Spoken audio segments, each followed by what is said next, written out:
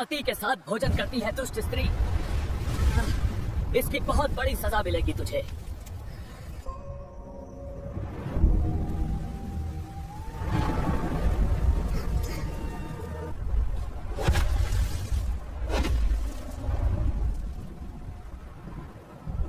क्या आप जानते हैं कि पति पत्नी का एक साथ भोजन करने से क्या प्रभाव पड़ता है, और भोजन के दौरान वे कौन सी गलतियां आई हैं जिनसे घर की सुख समृद्धि दूर हो जाती है? साथ ही कौन सा भोजन आपके घर में बरकत और शांति लाता है? आज हम इन्हीं रहस्यों को एक प्राचीन कथा के माध्यम से जानेंगे जो स्वयं श्री कृष्ण ने नारद जी को सुनाई थी। तो आइए वीडियो शुरू करते हैं। बहुत समय पहले की बात है। कृष्ण महल में विराजमान थे और उनके सामने नारद जी उपस्थित हुए। आते ही उन्होंने प्रणाम किया और बिना किसी झिझक के बोले, प्रभु, आज एक बात मेरे मन को परेशान कर रही है। कृष्ण ने उन्हें बैठने का संकेत दिया और शांत स्वर में कहा, कहिए नारद, आप तो हमेशा सीधे विषय पर आते हैं। नारद जी ने कहा, पृथ्वी लोक में मैंने कई घरों में देखा कि स्त्रियां पति के साथ एक ही थाली में भोजन कर लेती हैं। कई बार तो समय, दिशा और शुद्धता जैसी बातों का ध्यान भी नहीं रखती। कुछ तो पति से पहले ही खाने बैठ जाती हैं। मुझे समझ नहीं आ रहा कि यह ठीक है या गलत। कृष्ण ने हल्की मुस्कान के साथ कहा, नारद, भोजन की मर्यादा बहुत सूक्ष्म विषय है। इसे साधारण बात समझना ही सबसे बड़ी भूल है। नारद ने तुरंत पूछा, तो फिर इसका सही उत्तर क्या है प्रभु? पति और पत्नी को कैसे भोजन करना चाहिए? कृष्ण बोले, इसका उत्तर सीधे शब्दों में देने से तुम्हारी जिज्ञासा शांत नहीं होगी। इसके पीछे एक गहरी शिक्षा है। मैं तुम्हें एक पुरानी कथा सुनाता हूँ। बहुत समय पहले एक नगर में एक सेठ रहता था, पर उससे ज्यादा उसके सौम्य स्वभाव और धर्मपरायण जीवन के लिए सम्मान करते थे। वह किसी पर तेज नहीं उठाता था, हर बात सोच समझकर करता था, और व्यापार में उसकी बुद्धि इतनी साफ थी कि लोग उसके सुझाव को अंतिम मान लेते थे। उसकी पत्नी भी उसी के समान सरल, विनम्र और धर्मपालक थी। वह हर दिन ब्रह्म मुहूर्त में उठती, घर का वातावरण शांति से भर देती, भगवान का स्मरण करती और उसके बाद ही किसी अन्य काम को हाथ लगाती। नगर की स्त्रियां उसे आदर्श मानती थीं और उसके आचरण को देखकर अपने घरों में भी व्यवस्था बनाती थीं। उनके घर में कभी धन की कमी नहीं हुई, कभी कलह नहीं हुई। चाहे कैसी भी परिस्थिति बाहर हो, भीतर का माहौल हमेशा संतुलित और शांत रहता था। ऐसा माना जाता था कि सेठ और उसकी पत्नी दोनों भगवान विष्णु के सच्चे भक्त थे और उनकी भक्ति ही उनके परिवार की मजबूती का आधार थी। लोग कहते थे कि जिस घर में सुबह से शाम तक नियम और मर्यादा का पालन हो, वहां लक्ष्मी का वास स्वयं हो जाता है। यही कारण था कि उस घर में सुख, समृद्धि और खुशहाली हर समय विद्यमान रहती थी। लेकिन इस बड़े सौभाग्य के बीच एक कमी थी, और वह थी संतान का अभाव। दोनों मन में पुत्र की इच्छा रखते थे, पर चाह कर भी यह सुख उन्हें नहीं मिला था। समय बीतता गया, वर्षों बीत गए, पर संतान का सुख दूर ही रहा। लोग कहते थे कि इतना पुण्य करने वाला दंपत्ति यदि संतान से वंचित रह जाए तो अवश्य ही इसका रहस्य किसी गहरे कर्म में है। पर सेठ और उसकी पत्नी कभी किसी से शिकायत नहीं करते थे। वे अपने कर्म करते रहे और भीतर से विश्वास रखते थे कि जब समय होगा तब भगवान कृपा करेंगे। पत्नी रोज तुलसी को जल अर्पित करती, भूखों को भोजन कराती, घर आए अतिथि का स्वागत करती और किसी भी कार्य को बिना शुद्धता के हाथ नहीं लगाती। सेठ भी हर निर्णय से पहले धर्म को ध्यान में रखता, चाहे व्यापार का मामला हो या किसी गरीब की मदद का। दोनों अपने जीवन को ईश्वर समर्पण मानकर आगे बढ़ते रहे। धीरे धीरे नगर में उनके नाम की प्रतिष्ठा बढ़ती गई, क्योंकि लोग उनके घर को आदर्श गृहस्थ जीवन का उदाहरण मानते थे। एक दिन पत्नी ने मन ही मन सोचा कि शायद भगवान मेरी परीक्षा ले रहे हैं, इसलिए मैं और अधिक नियम पूर्वक जीवन जीऊंगी। भगवान विष्णु ने अंततः उनकी तपस्या और धर्म पालन से प्रसन्न होकर उन्हें संतान का आशीर्वाद देने का निश्चय किया। एक शुभ दिन उनके घर पुत्र का जन्म हुआ और पूरा नगर खुशी से भर गया। जिस घर में वर्षों तक एक खालीपन था, वह अचानक उल्लास से भर उठा। सेठ की पत्नी ने पुत्र को देखकर आंसू बहाए, पर वे आंसू दुख के नहीं बल्कि उस पूर्णता के थे जिसका इंतजार उसने कई वर्षों तक किया था। सेठ ने भी अपने पुत्र के जन्म को ईश्वर की कृपा माना और पहले दिन से ही प्रण किया कि वह उसे ऐसा संस्कारी और विवेकी बनाएगा कि वह आगे चलकर समाज के लिए उदाहरण बने। बच्चा बड़ा हुआ, उसकी बुद्धि तीव्र थी और उसके स्वभाव में माता पिता दोनों की झलक साफ दिखाई देती थी। बच्चे के 7 वर्ष का होते ही सेठ ने निश्चय किया कि उसे उचित शिक्षा के लिए आश्रम भेजा जाए, ताकि वह शास्त्र, नीति, विनम्रता और व्यवहार सब कुछ सीख सके। इसलिए सेठ ने अपने बेटे को एक आश्रम में गुरु के पास भेज दिया। वहां रहकर सेठ का लड़का शिक्षा ग्रहण करने लगा। सालों की शिक्षा के बाद लड़का एक तेजस्वी युवक बनकर घर लौटा। उसका चेहरा तेज से भरा था, आवाज स्थिर थी और बातों में स्पष्टता थी। पिता उसे देखकर गर्व से भर गया और माँ उसे गले लगाकर अपनी तपस्या का फल महसूस करने लगी। उसके लौटने के कुछ ही समय बाद सेठ ने उसके विवाह का विचार किया और एक सुशील, संस्कारी कुल की लड़की का चयन कर लिया।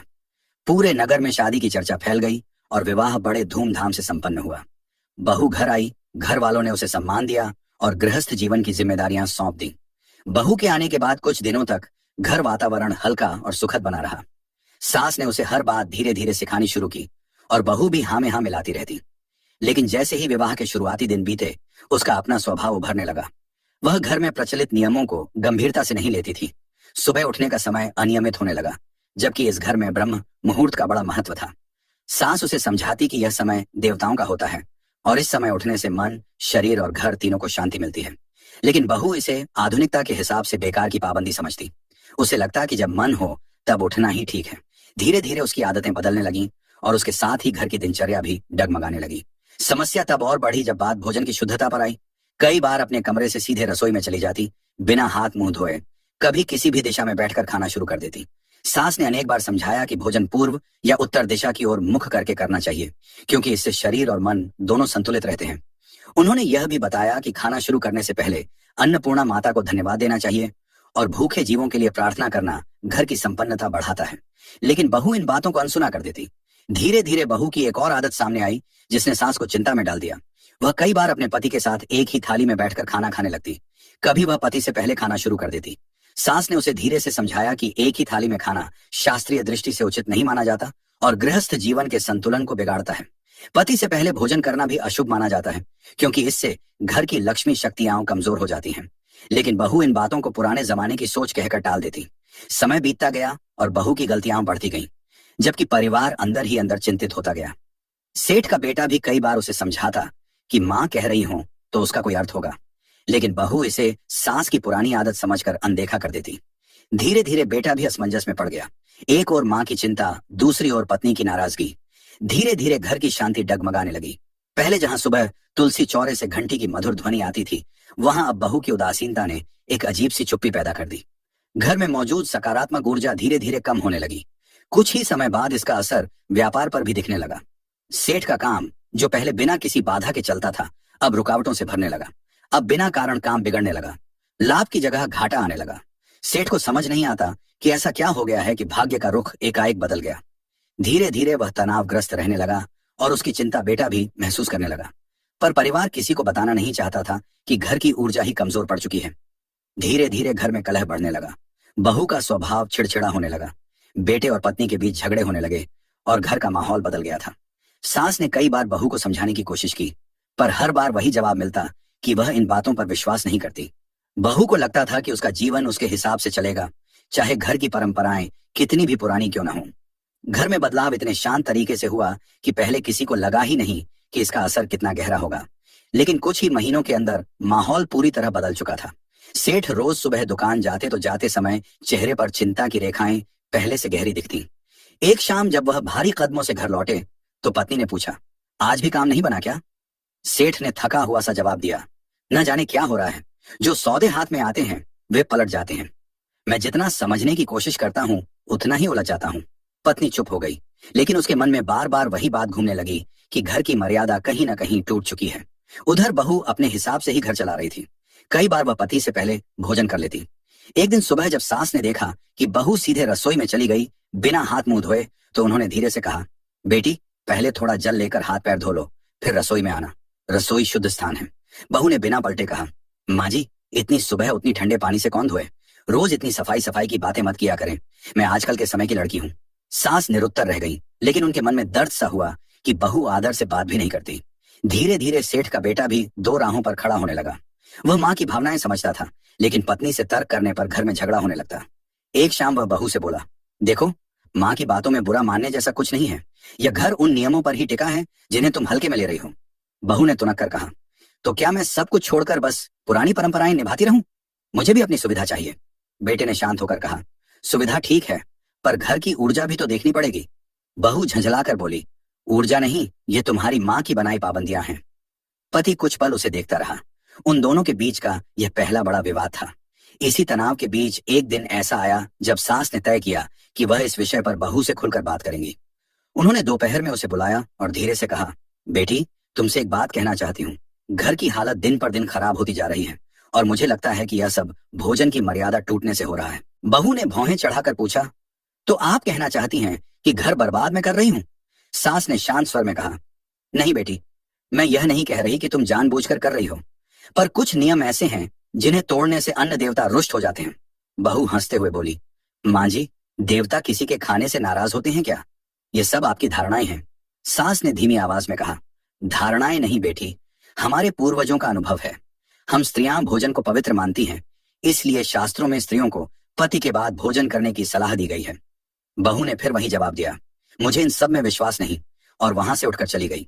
सास की आंखें भर आईं, लेकिन उन्होंने संयम रखा।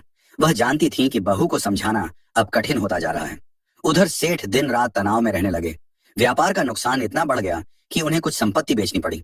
रात में सेठानी सेठ से बोली, आपको नहीं लगता कि घर की मर्यादा भंग हो रही है? सेठ ने गहरी सांस लेकर कहा, हाँ लगता तो है, पर हम अपनी बहू पर जोर भी नहीं डाल सकते। बेटे का घर टूट जाए ये भी नहीं चाहता। सेठानी ने सिर झुका लिया। धीरे धीरे यह संकट इतना बढ़ गया कि घर की शांति पूरी तरह समाप्त हो गई। बेटे और बहू में झगड़े बढ़ने लगे। बहू की जिद हर दिन तेज होती जा रही थी। एक शाम जब बहू फिर पति से पहले खाने बैठ गई और सास ने बस इतना कहा कि बेटी एक बार उसे बुला लो, तो बहू पलटकर जोर से बोली, माँ जी, मैं बच्ची नहीं हूं कि हर बात पर टोका टोकी सहूं। उस आवाज ने पूरे घर को चीर दिया। पति कमरे से बाहर आया और गुस्से में बोला, बस बहुत हो गया, मेरी माँ का इतना अपमान मैं बर्दाश्त नहीं करूंगा। बहू भी तैश में बोली, तो आप भी अपनी माँ के ही बेटे बने रहिए, मैं अपने तरीके से ही चलूंगी। बात इतनी बढ़ गई कि लड़का गुस्से से बोला, अगर इतनी ही दिक्कत है तो आज से इस घर में मत रहो, और उसने बहू को धक्के से बाहर निकाल दिया। यह वह क्षण था जहां घर की सारी खुशियां, सारी मर्यादाएं और सारी उम्मीदें एक साथ टूटकर बिखर गईं। बहू ने बिना सोचे अंधेरे रास्ते पर कदम बढ़ा दिए। रात का समय था और आसमान पर बादल छाए हुए थे। रास्ते पर दूर दूर तक कोई नहीं, सिर्फ हवा की आवाज और बहू के कदमों की गूंज। वह चलते चलते खुद से बोलने लगी, आखिर गलती क्या थी मेरी? क्या बस इतना कि मैं अपनी तरह से जीना चाहती थी?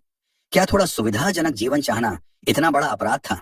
उसके भीतर दर्द था, लेकिन अभी भी जिद बाकी थी। वह आगे बढ़ी, गांव से दूर निकलती गई। रास्ता धीरे धीरे जंगल की ओर मुड़ रहा था, पर उसे परवाह नहीं थी।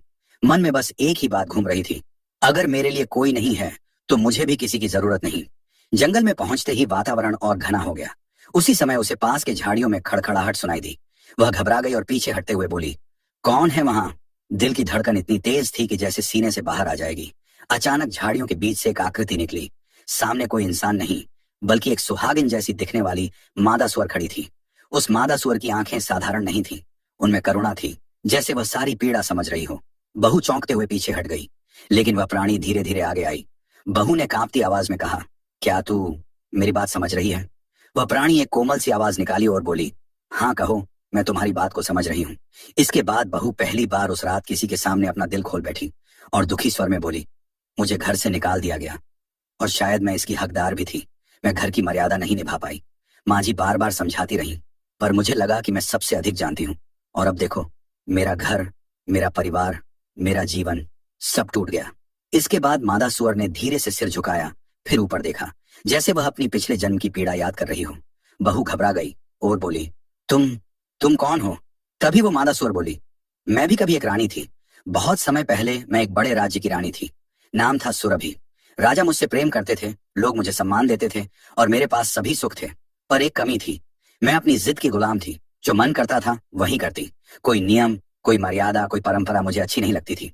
सुवर्णी ने आगे कहा, मेरे महल में भोजन की मर्यादा बहुत महत्वपूर्ण मानी जाती थी। रसोई से लेकर थाली तक हर चीज का नियम था, पर मैं इन बातों को बस पुरानी मान्यताएं समझती थी। मैं राजा के साथ ही भोजन करती, कई बार आधा छोड़ा हुआ भोजन उन्हीं की थाली में वापस ले जाकर रख देती। मुझे ये भी नहीं सोचना था कि अन्न देवता का अपमान कितना बड़ा पाप है। सुवर्णी का स्वर भारी हो गया और वो आगे बोली, अन्न देवता नाराज हो गए, पर उससे भी बड़ी बात यह थी कि मैं किसी की बात सुनती ही नहीं थी। मेरी सास बहुत धर्मपरायण थी। वे हर दिन मुझे समझाती कि भोजन की परंपरा घर को थामे रखती है, पर मैं उनका मजाक उड़ाती, कहती, ये सब तुम्हारे जमाने की बातें हैं। उन्हें दुख पहुंचता, पर फिर भी वे प्यार से समझाती रहीं। सुवर्णी ने कहा, एक दिन मेरी अवज्ञा हद से बढ़ गई। मैंने राजा की थाली में बचा हुआ भोजन लेकर रख दिया। ये मेरे राज्य में अत्यंत अशुभ माना जाता था। राजा ने कुछ नहीं कहा, पर अन्न देवता अत्यंत क्रोधित हुए। उसी रात जब मैं भोजन के बाद सोई, मुझे एक भयानक सपना आया। सपना नहीं, दंड था। इतना सुनकर बहू कांप उठी और बहू की आंखें फैल गईं। वो डरते हुए बोली, क्या देखा सपने में? सुवर्णी ने उत्तर दिया, मैंने देखा कि पूरा महल अंधेरे में डूब गया है। रसोई की अग्नि बुझ गई है। अन्न देवता के विशाल रूप ने मुझे देखा और कहा, जो स्त्री अन्न की अवमानना करती है, जो भोजन की पवित्रता तोड़ती है, जो पति की थाली का सम्मान नहीं करती, वह अगले जन्म में उसी स्थिति में जन्म लेती है जहां भोजन की पवित्रता का कोई अर्थ नहीं, जहां वासना, गंदगी और अपमान ही जीवन बन जाते हैं। बहू का हाथ मुंह पर चला गया। वह कुछ कहना चाहकर भी चुप रह गई। सुवर्णी ने दर्द भरी आवाज में कहा, अगली सुबह जब मेरी मृत्यु हुई, मुझे मनुष्य नहीं बल्कि सुअर का जन्म मिला, और जब पहली बार आंखें खोली तो मैं कीचड़ में पड़ी थी। मेरे चारों ओर वही भोजन था जिसे मैंने अपने पिछले जन्म में अपवित्र किया था। बहू की आंखों से आंसू बहने लगे। सुवर्णी ने धीमे से कहा, यह मेरा दंड था, और आज जो गलती तुमने की, जो अनादर तुमने दिखाया, उसी मार्ग पर तुम भी बढ़ रही थी। इसलिए मैंने तुम्हें रोता देखा और पास आई, ताकि तुम मेरी तरह न बनो। बहू ने भारी आवाज में कहा, मैं सच में बदल जाऊंगी। मैंने अपनी गलती समझ ली है। मुझे घर लौटना चाहिए, है ना? सुवर्णी ने उसकी आंखों में देखा। हाँ बेटी, यही सही समय है। घर लौटो, अपनी सास से माफी मांगो, मर्यादा अपनाओ। परिवार नियमों से नहीं, भाव से चलता है, लेकिन जब भाव मिट जाए और अभिमान बढ़ जाए तो हर रिश्ता टूट जाता है। बहू ने सिर झुकाकर कहा, क्या मेरे घर वाले मुझे स्वीकार करेंगे? सुवर्णी ने कोमल स्वर में कहा, अगर पश्चाताप सच्चा हो तो हर द्वार खुल जाता है। बहू ने आंसू पोंछे उठकर सीधी खड़ी हुई। उसने अंतिम बार सुवर्णी की ओर देखा और बोला, तुम्हारी कहानी ने मुझे बदल दिया। मैं अब लौटकर सब ठीक करूंगी। सुवर्णी ने बस अपना सिर झुकाकर आशीर्वाद जैसा संकेत दिया। बहू जंगल से बाहर निकल गई। जंगल से बाहर निकलते समय बहू को लग रहा था कि उसके पैर जमीन पर नहीं, पछतावे पर चल रहे हैं। रास्ता वहीं था, पेड़ वहीं, हवा वहीं, लेकिन उसके अंदर सब बदल चुका था। रात लगभग बीत चुकी थी। दूर से अपने घर का आंगन दिखने लगा। घर की मशालें धीमी लौ में जल रही थीं, जैसे पूरा घर थक गया हो। बहू ने दरवाजे के सामने खड़े होकर गहरी सांस ली और हाथ कांपते हुए किवाड़ पर दस्तक दी। कुछ क्षण बाद अंदर से सेठानी की आवाज आई, कौन है? बहू का गला सूख गया। वह मुश्किल से बोली, मैं। बहू। सेठानी बहू के पास आई। चेहरे पर थकान, दुख और थोड़ी निराशा थी। उन्होंने बहू को सिर से पांव तक देखा। तुम यहाँ कैसे? घर से तो चली गई थी। बहू ने पलकें झुका दी। माँ जी, मुझसे गलती हुई, बहुत गलती। मैं सब समझ गई हूँ। आप जैसा कहती थी वही सही था। सेठानी कुछ क्षण तक चुप रही। फिर उन्होंने ठंडे स्वर में कहा, समझना आसान है, निभाना कठिन। तुमने हमारे नियमों को मजाक बनाया था। बहू तुरंत उनके पैरों पर बैठ गई। हाँ माँ जी, लेकिन मैं अब सच में बदलने आई हूँ। इस बार मैं बस सुनने आई हूँ, समझने आई हूँ, सीखने आई हूँ। सेठानी चौंक गई। ये वही बहू थी जो हर बात पर तर्क देती थी, हर नियम को चुनौती देती थी। उन्होंने पूछा, यह बदला हुआ स्वर कैसे आया? बहू ने हल्की थकी आवाज में कहा, मैंने आज किसी ऐसे के दुख को देखा जिसने अपने जीवन में मेरी जैसी गलती की थी, और वह दुख इतना गहरा था कि उसकी कहानी सुनकर मेरा मन हिल गया। सेठानी ने भौं चढ़ाई। कौन था वो? बहू ने धीमे स्वर में कहा, एक स्त्री जिसे आज सुअर का जन्म मिला है, सिर्फ इसलिए कि उसने भोजन की पवित्रता तोड़ी, मर्यादा तोड़ी और अपने रिश्तों की इज्जत नहीं रखी। कुछ क्षण तक वातावरण बिल्कुल शांत रहा। फिर अचानक भीतर से सेठ बाहर आए। उन्होंने कठोर स्वर में पूछा, तुम वापस क्यों आई हो? हमारे बेटे को तुमने दुख दिया, घर का नियम बिगाड़ा, और अब रात के सन्नाटे में लौट आई। बहू रोते हुए बोली, क्योंकि अब मैं भागना नहीं चाहती। मैं गलत थी, मेरे अभिमान ने मुझे अंधा कर दिया था। अगर आज भी आप कहें तो मैं अभी इसी समय लौट जाऊं, लेकिन पहले मेरी बात सुन लीजिए। सेठानी ने सेठ को धीरे से कहा, सुन लेते हैं, लड़की टूटी हुई लग रही है, शायद सच में बदली हो। सेठ ने कहा, ठीक है बोलो, पर सच सुनना हमारे लिए आसान नहीं होगा। बहू ने कहा, माँ जी, बाबूजी, मुझे समझ आ गया है कि घर की मर्यादा सिर्फ नियम नहीं, सुरक्षा है। मैं सोचती थी ये परंपराएं पुरानी हैं, लेकिन आज समझ आया कि ये ही घर को जोड़ती हैं। सेठ ने गंभीर आवाज में पूछा, तो तुम अब क्या चाहती हो? बहू ने सिर झुकाया। बस एक मौका, ताकि मैं अपनी गलती सुधार सकूं, ताकि मैं वही बहू बन सकूं जैसी आप हमेशा चाहते थे। सेठानी की आंखें नरम हो गईं। उन्होंने धीरे से कहा, मौका हर किसी को मिलता है, पर सच्चे मन से लौटने वाले बहुत कम होते हैं। अगर तुम्हारा मन सच में बदल गया है तो उठो, अंदर आओ। इसके बाद समय बीतते बीतते घर का वातावरण बदलने लगा था। शुरू में जिस घर में तनाव, क्लेश और एक अजीब सी घुटन का माहौल था, वही घर अब धीरे धीरे शांत होने लगा। सुबह सवेरे उठकर वह सबसे पहले स्नान करती, फिर रसोई में प्रवेश करती। रसोई में प्रवेश करने से पहले वह मन ही मन अन्नपूर्णा माता का स्मरण करती। माँ, मेरे हाथों से ऐसा भोजन बने जिससे मेरे परिवार के मन में प्रेम बढ़े और घर में समृद्धि लौट आए। अब वह पहले 3 रोटियां निकाल कर रखती, एक गाय के लिए, एक कुत्ते के लिए और एक कौवे के लिए। अग्निदेव को भोग लगाकर ही परिवार को भोजन परोसती। घर के सभी सदस्य एक साथ बैठकर भोजन करवाना अब उसका नियम बन गया था। इसके के बाद श्री कृष्ण नारद जी को भोजन में मुख्य 5 नियम बताते हैं। पहला सिद्धांत, भोजन से पहले की शुद्धता। कृष्ण बोले, जब मनुष्य भोजन करने से पहले हाथ, पैर और मुख धोता है तो वह केवल शरीर की शुद्धि नहीं करता, इससे शरीर में मौजूद सूक्ष्म ऊर्जा मार्ग खुलते हैं, जिससे भोजन का पाचन और अवशोषण बेहतर होता है। भोजन को ग्रहण करने से पहले की शुद्धता मन को शांत करती है और देवताओं की कृपा बुलाती है। दूसरा सिद्धांत, भोजन बनाने वाले का भाव। नारद, भोजन केवल अन्न नहीं, उसमें रसोई बनाने वाले के भाव भी मिलते हैं। जब भोजन बनाने वाला शुद्ध मन से मंत्र स्मरण करते हुए रसोई में प्रवेश करता है, तब वह भोजन प्रसाद बन जाता है। इसी प्रसाद से घर के हर सदस्य का मन स्थिर, शांत और प्रसन्न होता है। तीसरा सिद्धांत, दिशा और समय का विज्ञान। कृष्ण ने कहा, पूर्व और उत्तर दिशा की ओर मुख करके भोजन करने से शरीर में प्राण ऊर्जा संतुलित रहती है। यह सूर्य तथा पृथ्वी की प्राकृतिक ऊर्जा के साथ मनुष्य के प्राणों का संगम है। इसी प्रकार भोजन का उचित समय प्रातः और सायं, यही समय है जब जठराग्नि सबसे अधिक जागृत होती है। समय पर भोजन करने से स्वास्थ्य और ऊर्जा दोनों बढ़ते हैं। चौथा सिद्धांत, भोजन की पवित्रता। जिस भोजन को अशुद्ध हाथों से, क्रोध में, शोर शराबे में या बिना श्रद्धा के बनाया गया हो, वह ऊर्जा रहित हो जाता है। ऐसे भोजन से रोग बढ़ते हैं, मन अशांत होता है और घर में क्लेश जन्म लेता है। इसलिए भोजन को पवित्र रखना, भोजन से पहले देवताओं को भोग लगाना और भोजन करते समय नकारात्मक बातों से बचना अत्यंत आवश्यक है। पांचवां सिद्धांत, पति पत्नी के भोजन का नियम। कृष्ण शांत स्वर में बोले, नारद, पति पत्नी का संबंध केवल शरीर का नहीं बल्कि ऊर्जा का मिलन है। यदि दोनों एक ही थाली से भोजन करते हैं तो उनकी ऊर्जाएं आपस में उलझती हैं, संतुलन बिगड़ता है। इसलिए शास्त्र कहते हैं कि पत्नी को पति के भोजन के बाद ही भोजन करना चाहिए। इससे घर में लक्ष्मी की स्थिरता आती है और परिवार में शांति बनी रहती है। नारद जी ने आदर पूर्वक सिर झुकाया, प्रभु, आपने तो आज भोजन के रहस्य को ही खोल दिया। अब समझ आया कि क्यों कहा गया है कि भोजन ही देवता है और भोजन ही शरीर का जीवन। कृष्ण ने आशीर्वाद देते हुए कहा, नारद, ये नियम केवल अंधविश्वास नहीं बल्कि सनातन विज्ञान है। जो घर इनका पालन करता है वहां सौभाग्य अपने आप लौट आता है। तो दोस्तों, आपने देखा कि कैसे एक बहू ने भोजन से जुड़े छोटे छोटे नियम अपनाकर अपने घर में सुख समृद्धि वापस ला दी। यह केवल कहानी नहीं, यह शास्त्रों में बताई गई वह बुद्धि है जो हर घर के लिए कल्याण का द्वार खोलती है। भगवान श्री कृष्ण ने नारद जी को जो 5 सिद्धांत बताए, वे हर परिवार को अपनाने चाहिए। अगर आपको यह आध्यात्मिक ज्ञान पसंद आया हो तो वीडियो को लाइक करें, अपने दोस्तों और परिवारजनों के साथ शेयर करें और चैनल को सब्सक्राइब जरूर करें। और कमेंट में लिखें, जय मां अन्नपूर्णा और जय श्री कृष्ण जरूर लिखें। आपका एक कमेंट हमारी मेहनत का आशीर्वाद बन जाता है। मिलते हैं अगले दिव्य ज्ञान के साथ।